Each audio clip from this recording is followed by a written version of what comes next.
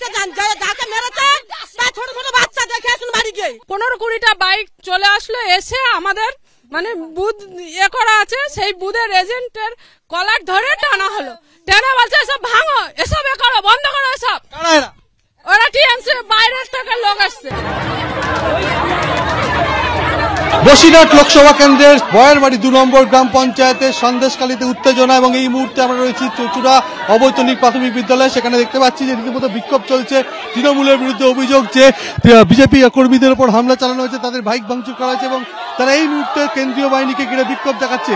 এবং এই ঘটনায় এক বিজেপি কর্মীর মাথা ফাটানো হয়েছে। আমাদের এখানে বিজেপি কর্মী চঞ্চল খাটুয়াকে মারা হয়েছে। যাদের ভোট দেওয়া হয়ে গেছে তারা বাড়ি যান, অযথা ঝামেলা করবেন না। আমরা 5 মিনিট টাইম দিলাম। বাড়িতে যান, যাকে মেরেছে তার ছোট ছোট বাচ্চা দেখে আসুন বাড়ি গিয়ে। 15-20টা বাইক চলে আসলো, এসে আমাদের মানে বুথ করা আছে, সেই বুথের এজেন্টের কলার ধরে টানা হলো। টেনে বলছে এসব ভাঙো, এসব করো, বন্ধ করো এসব। ওরা টিএমসি বাইরের থেকে লোক আসছে। 25 নম্বর বুথে বিজেপি কর্মীদের উপর হামলা চালানো হয়েছে, বিজেপি কর্মীর বাইক ভাঙচুর করা হয়েছে, এবং এক বিজেপি কর্মীর মাথা ফাটিয়ে দেওয়া হয়েছে, এবং এলাকায় একটা আতঙ্কের পরিবেশ তৈরি হয়েছে।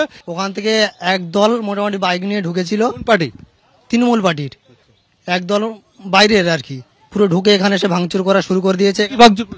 বাইকটাই ভাঙচুর করে দিয়েছে, এখানে সে অনেক মাথা টাথা ফাটিয়ে দিয়েছে। পুলিশ ছিল না তখন এখানে। প্রচুর লোকজনকে তো মেরেছে, মায়েদের, প্রত্যেক মায়েদের মেরেছে, এমন এমন জায়গায় মেরেছে দেখানোর মতো না। তারা কি করে যাবে, তাদের গাড়ি করে যাবে, যারা দেখতে পাচ্ছে না। দেখেছে মেয়ে মায়েরা প্রথম।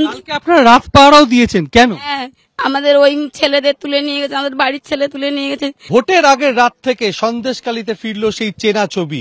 সন্দেশখালীর বেরমজুর বটতলা গ্রামে গতকাল গ্রামবাসীদের অভিযোগ, বিজেপি সমর্থকদের অভিযোগ, পুলিশের ছদ্মবেশে তৃণমূল আশ্রিত দুষ্কৃতীরা তারা হামলা চালায়, লাঠি বাস দিয়ে তাদের মারধর করা হয়, মহিলাদের মারধর করা হয়, পুরুষদের মারধর করা হয়।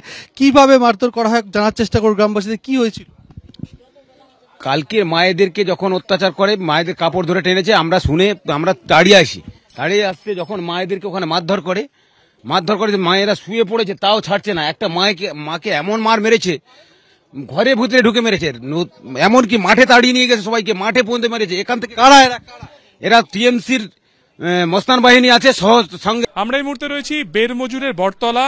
এই গ্রামের বাসিন্দারা এর আগেও রাত পাহারা দিয়েছেন, কিন্তু গতকাল রাত্রে তাদের যেটা অভিযোগ যে বহিরাগতরা এখানে আসে, তাদের সাথে পুলিশরাও ছিল, এবং গ্রামের মহিলাদেরকে বেধড়ক মারধর করে। এবং তাদের সাথে দেখা করতে এই মুহূর্তে এসেছেন নিরাপদ সর্দার, তার সাথে কথা বলছেন। দিদি, একবার প্রথমে যাব, গতকালকে কি ঘটেছিল, কারা আক্রমণ করলো? টিএমসির গুন্ডা বাহিনীরা এসে 4 জন বাইক নিয়ে ঢুকেছে, যে একটা মেয়ের কাপড় টেনে ওকে টাঁতে নিয়ে যাচ্ছে। তখন বলছে বাবা মারে বাঁচাও বাঁচাও করে করছে। যখন তাড়িয়ে নিয়ে এসছে ছেলেরা সব বলে মেয়েদের ইজ্জত। মমতা দিদি বলেছিল যে 2000 টাকা ইজ্জত কি এইভাবে কিনছে দিদি বলে। যখন তাড়িয়ে নিয়ে আসছে তখন আমরা কি করেছি, সবাই বেরিয়েছি, ঝাঁটা হাতি যা যেখানে আছে আমরা নিয়ে বেরিয়েছি। যেই বেরিয়েছি মিনিট ঘুরতে দেয়নি, 2 মিনিটও হয়নি, তখন হচ্ছে পুলিশ বাহিনী ঢুকে চলতি গাড়ি থেকে নেবে, 2টো পুলিশ ছিল, বলে চালাও, বলে বাজে শিক্ষুলা ভাষা দিয়ে আর সব লাঠি চার্জ করছে। এমন আমাদের বলে এমন করে মারবো না, তোরা দেখাতে পারবি না। হুমকি দিল, তারা কি কারণে হুমকি দিচ্ছে? ওই ভোট দিতে না দেওয়ার কারণে, যেতে না দিলে বা দিতে পারলে ভোটটা বেশি অপচার হয়ে যাবে, ওরা জিতবে, এই জন্যই ওরা আতঙ্কিত করে আমাদেরকে এইরকম অত্যাচার। আপনারা তো ভোট দিতে গেলেন, এখন আতঙ্ক বোধ করছেন? আতঙ্কবোধ এখনো আছি, যতক্ষণ না আমাদের রেজাল্ট বেরোচ্ছে ততক্ষণ আমাদের শান্তি নেই। কালকের যে ঘটনা ঘটেছে, এইরকম একটা নক্কারজনক ঘটনা সন্দেশখালীতে ঘটবে মানে এটা মানে মানে ভাবা যায় না। হ্যাঁ, মানে সন্দেশখালীর যা ঘটনা ধারাবাহিকভাবে ঘটছে, তারপরে আজকের ভোট আর কালকের রাত্রে, তাও এই এলাকার সাধারণ বধূ মা বোনেদের, সাধারণ মানুষের উপরে যেভাবে লাঠিচার্জ করা হয়েছে, এটা মানে অমানবিক। আমাদের স্বামীরা, আমাদের ছেলেরা, আমাদের একটা ছেলেকে তুলে নিয়ে গেছে কালকের। আমাদের স্বামীরা কালকে মাঠের মাঝখানে সারা রাত ছিল, বাড়িতে থাকতে পারেনি, সারা রাত মাঠে ছিল। নিরাপদ সর্দার এখানে রয়েছেন, কথা বলছেন, এবং তাদের যেটা বক্তব্য যে তারা কিন্তু আজকে রাতেও একই রকম ভাবে রাত পাহারা দেবেন, এবং তারা এখনো যথেষ্ট আতঙ্কের মধ্যে রয়েছেন। কে বা কারাই আক্রমণ করলো, পুলিশের বিরুদ্ধে তারা যে অভিযোগ জানাচ্ছে, নিরাপদ সর্দার গোটা বিষয়টি কমিশনকে জানাবেন। ক্যামেরা প্রবীরদের সঙ্গে সুকান্ত মুখোপাধ্যায়, এবিপি আনন্দ।